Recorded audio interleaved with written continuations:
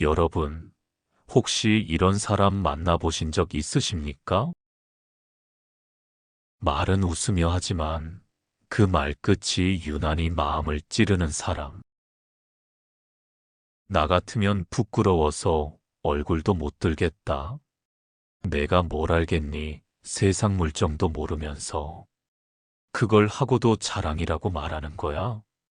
역시 너한테는 기대 안 하는 게 맞았어.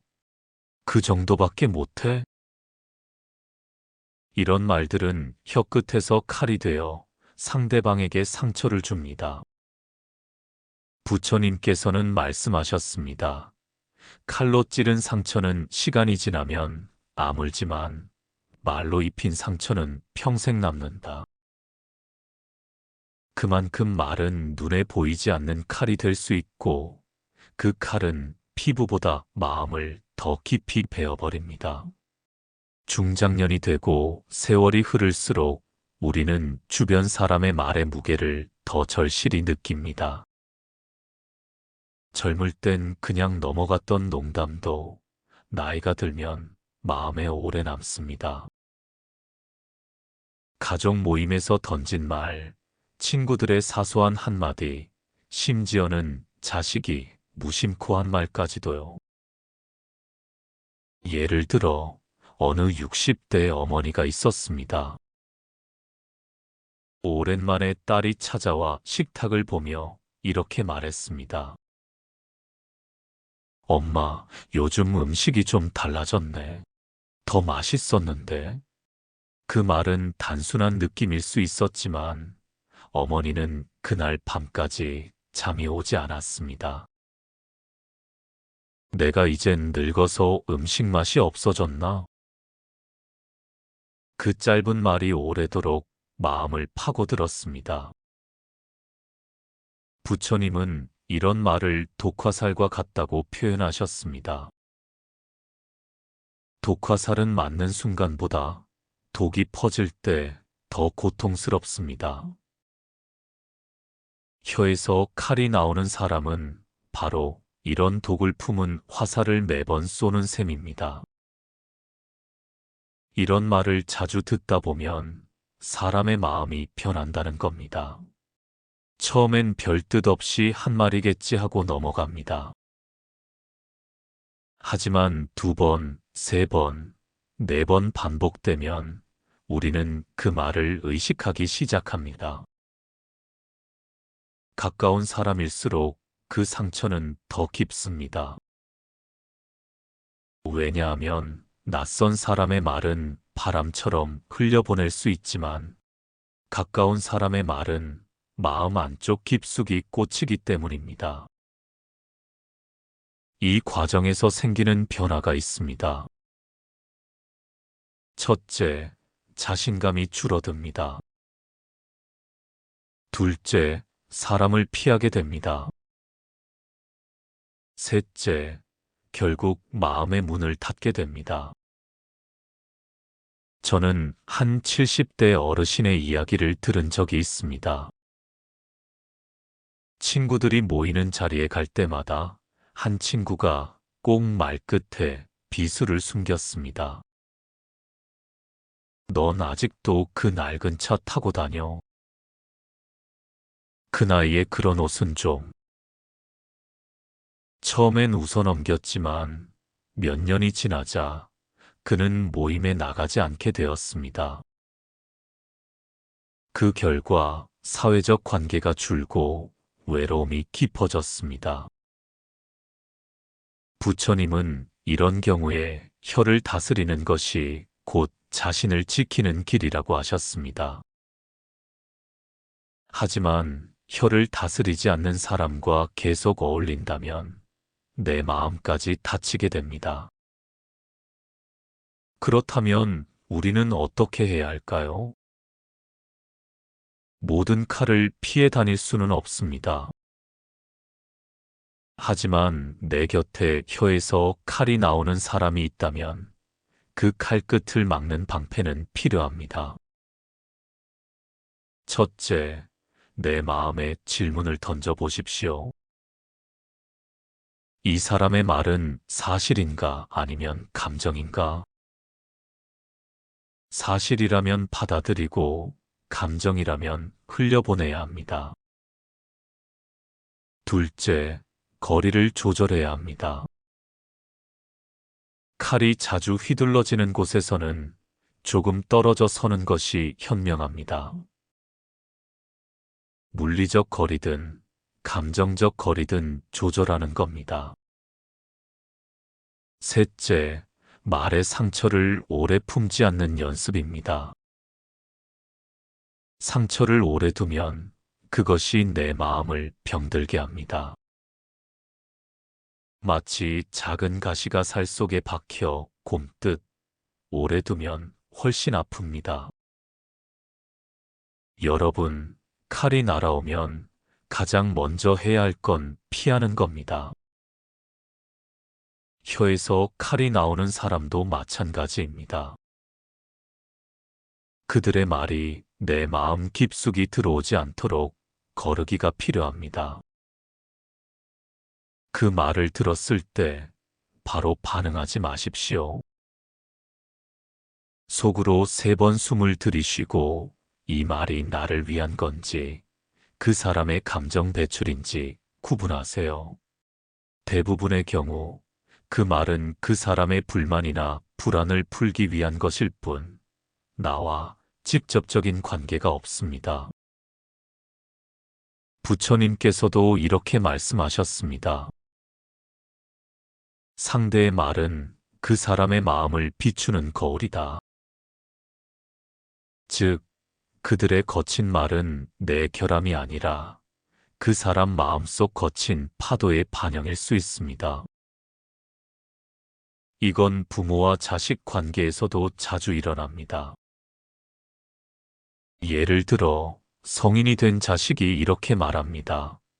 엄마는 왜 그렇게 살아요? 그 말이 칼처럼 꽂히지만 사실 그 순간 자식은 피곤하거나 마음에 여유가 없을 뿐 진심으로 부모를 부정하는 건 아닙니다. 그래서 모든 관계를 끊으라는 게 아닙니다. 다만 칼이 날아오는 빈도를 줄이는 게 중요합니다. 자주 상처를 주는 사람과의 만남은 횟수를 줄이고 필요하다면 다른 가족들이 함께 있는 자리에서만 대화해 보십시오. 단둘이 있을 때보다 여러 사람이 있을 때는 말이 완화되는 경우가 많습니다. 이건 마치 날이 선 칼을 맨손으로 잡지 않고 칼집 속에 있을 때만 다루는 것과 같습니다.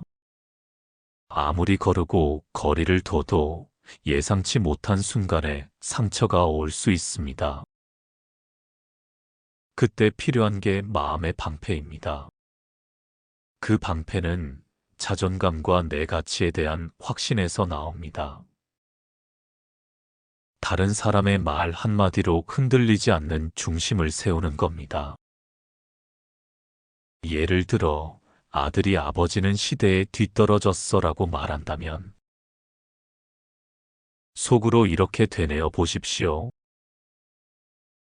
나는 이 시대를 살아온 경험이 있고 그 경험은 내 소중한 자산이다. 세상은 변하지만 내 지혜는 여전히 유효하다. 이렇게 내 안에서 해석을 바꾸면 칼날이 마음에 닿지 못합니다. 경우에 따라선 말로 대응해야 할 때도 있습니다.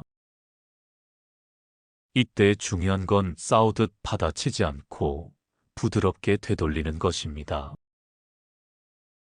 예를 들어, 딸이 엄마는 항상 잔소리만 해라고 말하면 그렇게 들렸구나. 나는 내가 잘 되길 바라는 마음이야. 이렇게 하면 상대방의 칼끝을 무디게 만들 수 있습니다. 부처님은 말씀하셨습니다. 부드러움은 모든 칼날을 녹인다. 말로 이기려 하면 상처만 깊어집니다. 하지만 부드럽게 흘려보내면 상처가 남지 않습니다. 마지막으로 이미 받은 말의 상처를 치유하는 습관을 가져야 합니다.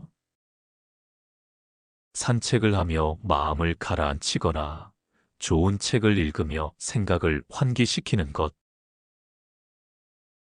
그리고 나를 인정해주는 사람들과의 시간을 늘리는 것이 좋습니다. 또 그날 들었던 말을 종이에 적고 그 옆에 이 말은 나를 정의하지 않는다라고 쓰는 것도 효과적입니다. 이것은 내 마음의 상처가 오래 머무르지 않게 하는 마음 정리법입니다. 여러분, 누군가의 말이 너무 거칠다고 해서 무조건 관계를 끊는 건 좋은 방법이 아닙니다. 특히 중장년 이후에는 우리가 가진 인간관계가 새로운 관계로 대체되기 쉽지 않습니다. 그래서 차단이 아니라 온도 조절이 필요합니다. 즉, 가까운 거리에서 상처받지 않도록 거리를 적당히 조정하는 겁니다. 예를 들어, 한 달에 한 번 만나던 사람을 석 달에 한 번으로 줄이기. 직접 대화보다 문자나 메신저로 소통하기. 모임에서는 여러 사람과 함께 자리하기.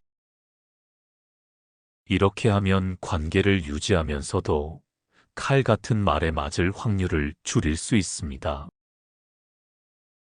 부처님 말씀 중에 이런 구절이 있습니다. 남의 잘못은 바람처럼 찾고 내 잘못은 등 뒤에 숨긴다. 혀에서 칼이 나오는 사람을 멀리하려고 하면서도 정작 내 입에서 작은 칼이 나가고 있진 않은지 돌아봐야 합니다. 말이 칼이 되는 순간은 의외로 사소합니다. 그 나이에 뭘. 내가 원래 그렇지 뭐.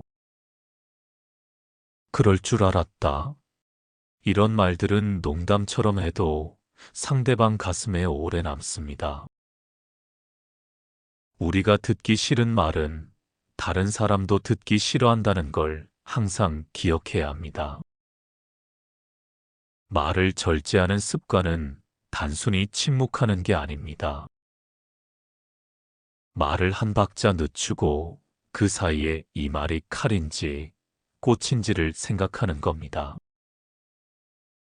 예를 들어 누군가 실수를 했을 때 칼 같은 말은 이게 몇 번째야? 꽃 같은 말은 다음엔 더 잘할 수 있을 거야. 이 차이가 사람의 마음을 무너뜨리기도 하고 세우기도 합니다. 부처님께서는 좋은 말은 꿀처럼 달고 향기처럼 오래 남는다고 하셨습니다. 우리 입에서 나간 말이 꿀인지 독인지 한 번만 더 점검해보는 습관이 필요합니다. 혀에서 칼이 나오는 사람을 상대할 때 주제 선택이 중요합니다. 가족, 정치, 돈처럼 감정이 쉽게 격해지는 주제는 피하고 취미, 날씨, 여행, 음식 같은 안전한 주제로 대화를 전환하면 도움이 됩니다. 예를 들어 누군가가 날카로운 말로 시작한다면 그건 그렇고 지난번에 다녀오신 여행 얘기 더 해주세요처럼 자연스럽게 화제를 바꾸는 겁니다. 이건 단순 회피가 아니라 갈등을 키우지 않는 지혜입니다. 관계에서 가장 중요한 건 말의 주고받음이 결국 내 마음을 비추는 거울이 된다는 겁니다. 거친 말을 주고받으면 내 마음도 거칠어집니다. 따뜻한 말을 주고받으면 내 마음도 부드러워집니다. 그래서 오늘부터는 이렇게 다짐해 보십시오. 내 입에서 나가는 말은 칼이 아니라 꽃이 되게 하자. 그리고 그 다짐을 지킬 때 혀에서 칼이 나오는 사람과의 거리는 자연스럽게 멀어지고 내 주변에는 꽃향기 나는 사람들이 모이게 됩니다. 혀에서 칼이 나오는 사람과 대화할 때 우리가 감정적으로 반응하면 그 순간 대화는 칼싸움이 됩니다. 부처님께서는 화는 화로 끄지 못하고 자비로써 꺼야 한다고 하셨습니다. 예를 들어 누군가 이렇게 말합니다. 당신은 항상 느려요. 왜 이렇게 답답하게 굴어요? 이때 감정적으로 맞받아치면 상황이 악화됩니다. 대신 이렇게 대답해 보세요. 제가 속도를 좀 더 낼 수 있도록 노력해 볼게요. 혹시 어떤 부분이 가장 급하신가요? 상대의 칼 같은 말에 거울을 비추듯 부드럽게 반사시키는 겁니다. 이렇게 하면 대화의 온도가 내려가고 상대도 자신의 말투를 깨닫기 시작합니다. 혀가 거친 사람도 자신이 존중받고 있다고 느끼면 말투가 완화됩니다. 이럴 땐 칭찬을 중간에 섞는 것이 좋습니다. 말씀하신 부분은 저도 공감해요. 그런 직설적인 표현이 솔직해서 좋네요. 칭찬을 앞세우면 뒤에 오는 의견이 칼처럼 들리지 않고 조언처럼 들립니다. 이건 마치 매운 음식에 꿀을 한 방울 넣는 것과 같습니다. 그리고 인간관계에는 적당한 거리가 필요합니다. 너무 가까우면 작은 말도 크게 다치고 너무 멀면 정이 메마릅니다. 혀가 거친 사람과는 물리적 거리뿐 아니라 심리적 거리를 조절해야 합니다. 깊은 고민 상담은 피하고 가벼운 주제로만 소통하기. 중요한 결정은 다른 신뢰할 만한 사람과 먼저 상의하기. 상대의 기분이 좋은 날을 골라서 대화하기. 이렇게 심리적 거리를 유지하면 칼날이 다가올 때 내가 다치는 깊이가 얕아집니다.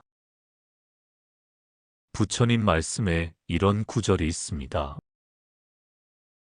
향기로운 꽃은 바람을 거슬러 퍼지고 덕 있는 이는 사방에 향기를 전한다. 모임에서 먼저 따뜻한 인사를 건네기. 칭찬과 격려를 습관처럼 하기. 뒷담화보다는 좋은 소문 퍼뜨리기. 이렇게 하면 혀가 거친 사람들도 내 옆에서 차츰 말투가 부드러워지고 칼날 같은 말이 많은 자리에 있어도 내 마음은 상처받지 않습니다. 혀에서 칼이 나오는 사람을 변화시키는 건 하루아침에 되지 않습니다. 하지만 거울 대화법, 칭찬 중화법, 거리 조절, 부드러운 거절, 그리고 내 말의 향기를 지키는 습관을 쌓으면 결국 내 주변 환경이 칼의 자리에서 꽃의 자리로 바뀌게 됩니다. 60대 이후 우리는 시간이 더욱 소중해집니다. 이 시기에는 누구와 시간을 보내느냐가 인생의 질을 결정합니다. 말이 부드러운 사람과 함께 있으면 대화가 편안하고 마음이 안정되며 하루를 마무리할 때 기분이 가볍습니다. 부처님께서는 이렇게 말씀하셨습니다. 지혜로운 벗을 곁에 두는 것은 전생의 덕이 크기 때문이다. 칼 같은 말이 많은 자리에서는 말이 적어도 향기로운 사람에게 더 많은 시간을 쓰십시오. 그것이 곧 마음 건강을 지키는 첫걸음입니다. 말은 우리가 매일 사용하는 도구입니다. 하지만 이 도구는 잘 쓰면 꽃을 피우고 잘못 쓰면 상처를 남깁니다. 여러분, 혀에서 칼이 나오지 않게 하려면 먼저 내 입에서 나오는 말을 다스리는 습관을 길러야 합니다. 이건 단순히 좋게 말하자가 아니라 매일의 작은 훈련을 통해서만 가능합니다. 첫째, 한 박자 쉬고 말하기입니다. 감정이 올라올 때는 말이 거칠어지기 쉽습니다. 그럴 때 3초만 침묵해 보십시오. 숨을 들이마시고 내쉬는 동안에 이미 목 끝까지 올라왔던 말의 날카로움이 조금 무뎌집니다. 그 짧은 멈춤이 상처를 막아주는 방패가 됩니다. 둘째, 나 중심으로 말하기입니다. 당신이 잘못했어라는 말은 상대를 방어적으로 만들고 대화를 싸움으로 바꿉니다. 대신 나는 이렇게 느꼈어라고 표현하면 내 감정을 전달하면서도 상대를 공격하지 않습니다. 부처님 말씀처럼 말은 다리를 놓을 수도 벽을 세울 수도 있다. 나 중심의 말은 다리를 놓는 말입니다. 셋째, 불필요한 말 덜어내기입니다. 말이 길어질수록 오해가 섞이고 뜻이 흐려집니다. 하고 싶은 말이 많아도 핵심만 남기고 불필요한 부분을 덜어내면 말이 명확하고 부드럽게 전달됩니다. 마치 불필요한 장식을 덜어낸 그릇이 더 단정해 보이듯 말입니다. 넷째, 칭찬과 격려를 먼저 하기입니다. 비판이 꼭 필요하다면 칭찬을 먼저 전하고 그 다음에 조심스럽게 전하십시오. 예를 들어, 내가 요즘 참 열심히 하는 거 알아. 그런데 이 부분은 조금 다르게 해보면 더 좋을 것 같아. 이렇게 하면 상대방은 비판보다 조언으로 받아들이게 됩니다. 다섯째, 내가 듣고 싶은 말로 말하기입니다.